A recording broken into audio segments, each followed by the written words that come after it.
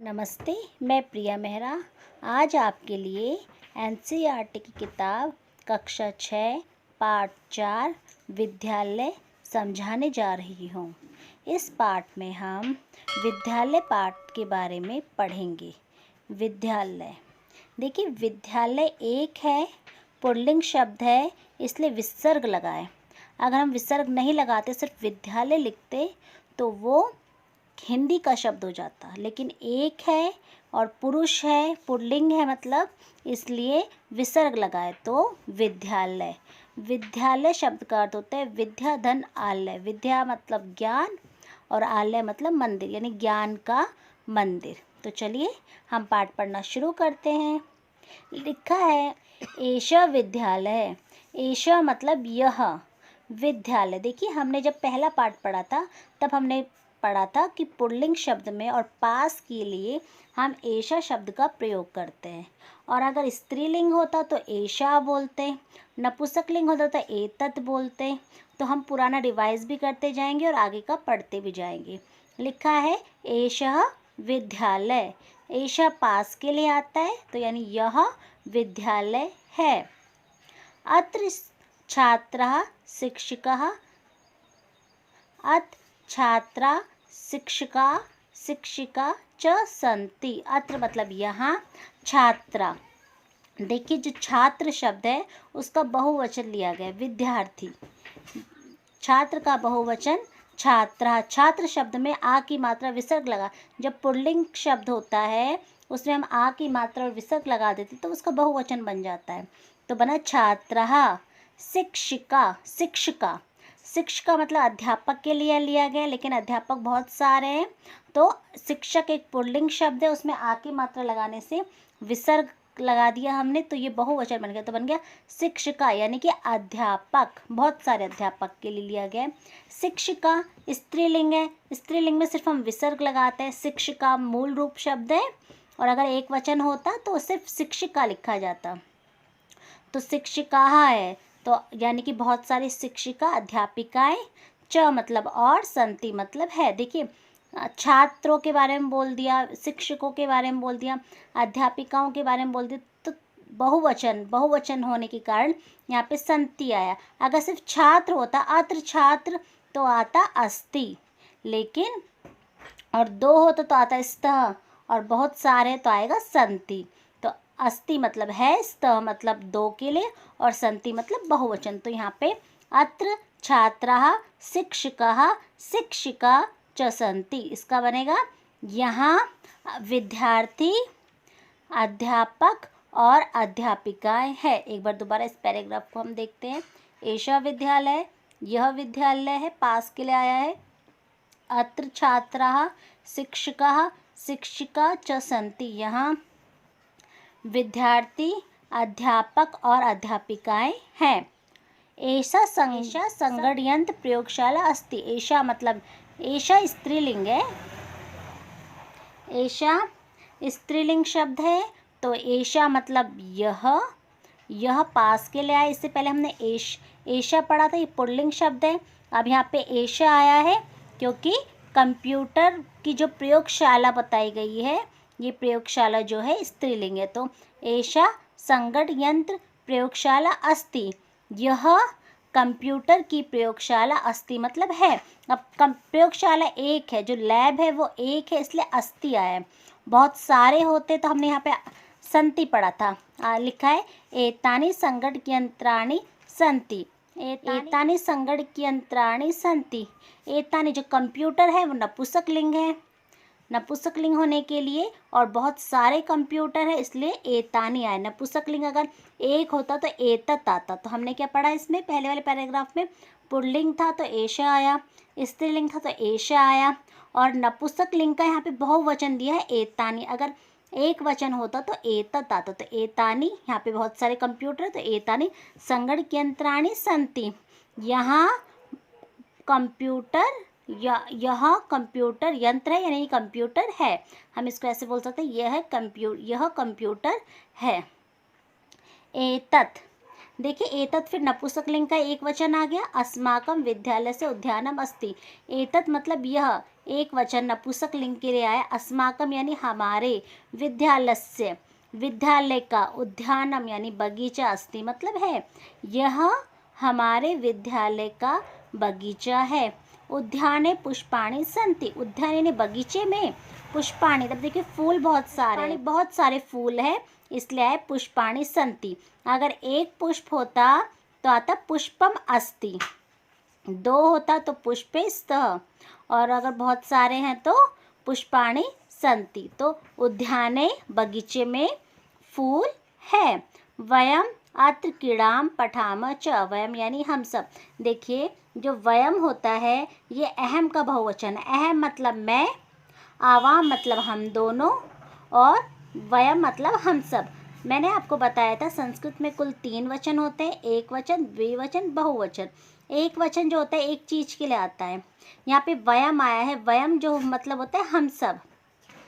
जब आप वी बोलते हैं तो वी को हम संस्कृत में वयम बोलते हैं। अगर इसका एक वचन होता तो अहम बोलते। मैं, आई को हम अहम बोलते, तो अहम, आवाम, वयम। अहम मतलब मैं, आवाम मतलब हम दोनों, वयम मतलब हम सब।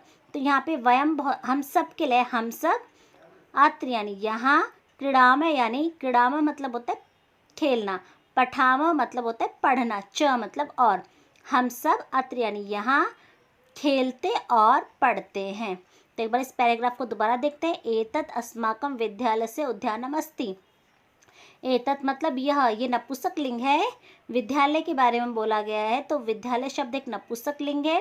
पुल्लिंग क्या होता है? पुरुष जाति का ज्ञान कराते। स्त्रीलिंग जो स्त्री जाति का ज्ञान कराते हैं। और जो नॉन लिविंग थिंग होता है, निर्जीव, जो वस्तु जहाँ है वहीं की वहीं रहती है, वो नपुंसक लिंग में आता है।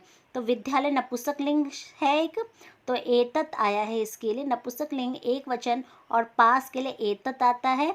अस्माकं मतलब हमारे, विद्यालय से मतलब विद्यालय का, उद्यानम यानी बगीचा, अस्ति मतलब है, यह हमारे विद्यालय का बगीचा है। उद्याने पुष्पाणि सन्ति, उद्यान यानी बगीचे में, पुष्पाणि यानी फूल, सन्ति मतलब है, बगीचे में फूल है। यहाँ पे पुष्पाणि, अगर पुष्प एक होते तो पुष्पम, लेकिन यहाँ पे फूल बहुत सारे तो पुष्पाणि, और सन्ति बहुत सारे फूल है इसलिए सन्ति है।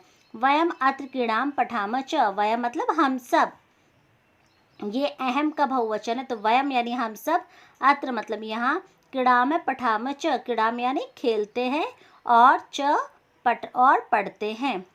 हम यहाँ खेलते और पढ़ते हैं। अब देखिए दो बच्चे वार्तालाप कर रहे हैं आपस में, उसके बारे में बताया गया है। ऋचा, एक लड़की ऋचा है, वो कह रही है तव नाम किम, तव यानी तुम्हारा, नाम मतलब नाम, किम मतलब क्या है, तुम्हारा नाम क्या है। तुम्हारा नाम क्या है कि संस्कृत बनेगी तव नाम किम, तव नाम किम यानी तुम्हारा नाम क्या है।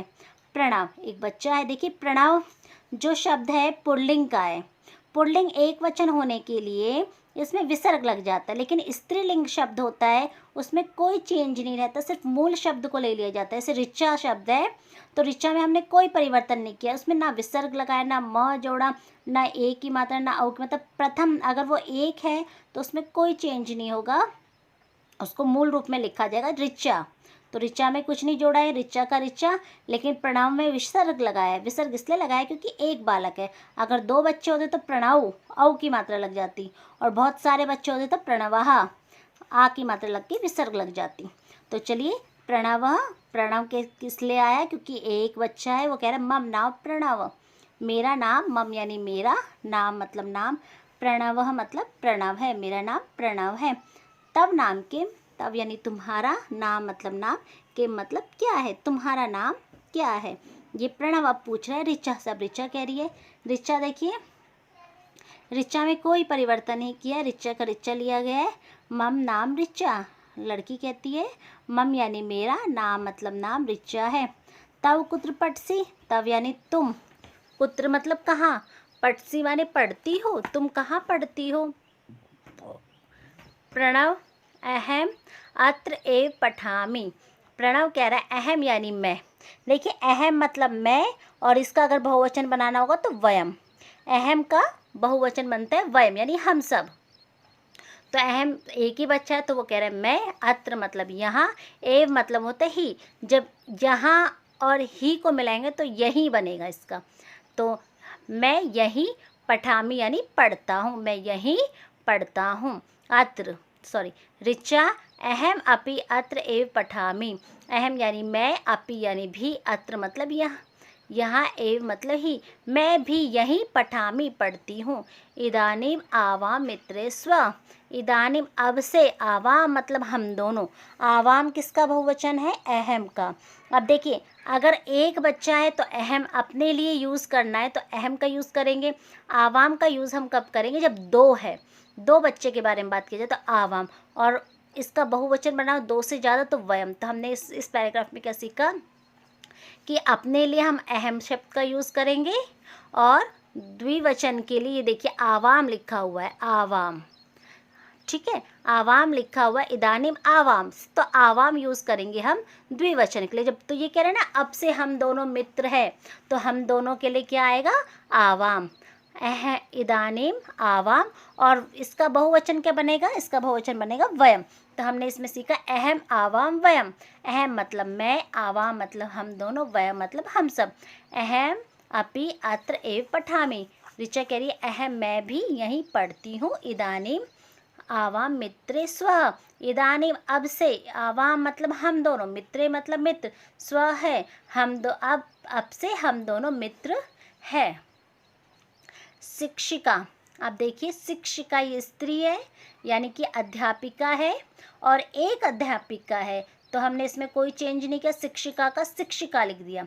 मान लो शिक्षक होता, अध्यापक होता तो उसके पीछे विसर्ग लग जाता एक बताने के लिए। तो यहाँ पे सिर्फ एक शिक्षिका है तो हमने कोई चेंज नहीं किया, शिक्षिका का शिक्षिका लिख दिया। छात्रः, अब देखिए यूयम किम कुरुत। यूयम मतलब होता है तुम सब। त्वम, देखिए तुम का अर्थ होता है तुम, त्वम, और तुम दो के लिए प्रयोग करना है तो युवाम, और बहुत सारे के लिए तुम का प्रयोग करना है तो हम करेंगे यूयम। तो इस पैराग्राफ में हमने सीखा तुम के लिए प्रयोग करना है तो त्वम, दो व्यक्ति के लिए बात करना है तो युवाम, और बहुत सारे के लिए प्रयोग करना है तो यूयम किम कुरुत। किस छात्रः विद्यार्थियों, यूयम किम कुरुत, तुम सब, किम मतलब क्या, कुरुत कर रहे हो, तुम सब क्या कर रहे हो। अध्यापिका दो से ज़्यादा बच्चों के लिए बोल रही है कि तुम यहाँ क्या कर रहे हो।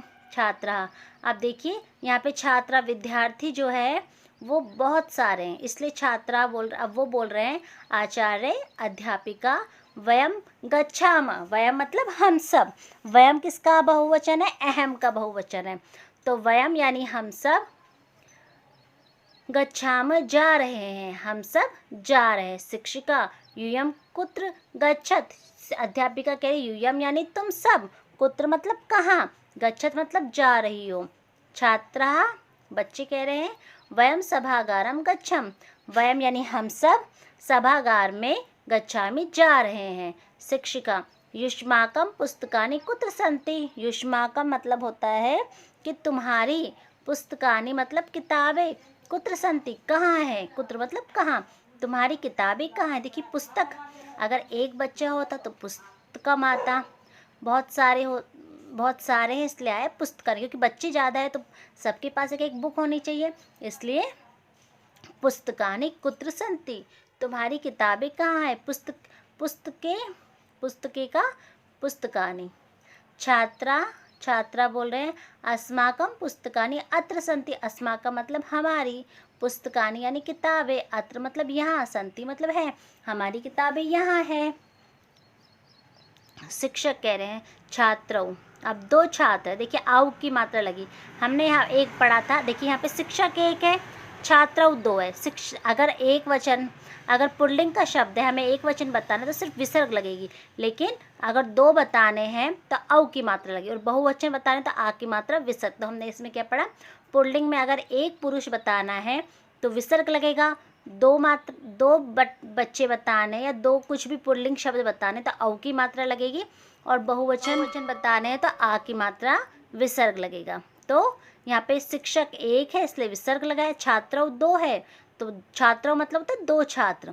युवाम किम कुरुत, देखिए युवा मतलब होते तुम दोनों, त्वम मतलब तुम, त्वम मतलब तुम। अगर एक होता तुम का प्रयोग करना है तो त्वम, और दो बच्चों के लिए प्रयोग करना है तो युवाम, और बहुत सारे के लिए याद करना है तो बोलना है तो यूयम। त्वम युवाम यूयम। त्वम मतलब तुम, लेकिन यहाँ पे त्वम नहीं लिखा, दो बच्चों के लिए बोला गया युवाम किम कुरुत, तुम दोनों के मतलब क्या, कुरुत मतलब कर रहे हो। छात्रों, अब दोनों बच्चे बोल रहे हैं आचार्य आवाम श्लोकम गाया वह। देखिए आचार्य, आवा मतलब हम दोनों, श्लोकम मतलब श्लोक, गाया वह मतलब गा रहे हैं। शिक्षिका, शिक्षक कह रहे हैं शोभनम बहुत अच्छा, किम युवाम श्लोकम न लिखत, किम मतलब क्या, युवा मतलब तुम दोनों, श्लोकम यानी श्लोक को, न लिखत नहीं लिख रहे हो, कि शोभनम मतलब बहुत अच्छा, क्या तुम श्लोक को लिख नहीं रहे हो। छात्रौ, आवाम लिखावह पठावह गायावह चित्राणि अपि रच्याव, यानी दो छात्र कह रहे हैं आवाम यानी हम दोनों लिख रहे हैं, लिखावह मतलब लिख रहे हैं, पठावह यानी पढ़ रहे हैं, गायावह यानी गा रहे हैं, चित्राणि यानी चित्र, अपि यानी भी, रचा बना रहे हैं, हम चित्र भी बना रहे हैं। शिक्षिका, बहुशोभनम, शिक्षक कह रहा है बहुत अच्छा। हमारा ये पाठ पूरा हुआ। मैं उम्मीद करती हूँ कि मेरे द्वारा जो ये पाठ समझाया गया आपको समझ में आ रहा होगा। तो आप मेरे चैनल को लाइक करें, कमेंट करें, शेयर करें, सब्सक्राइब करें। धन्यवाद।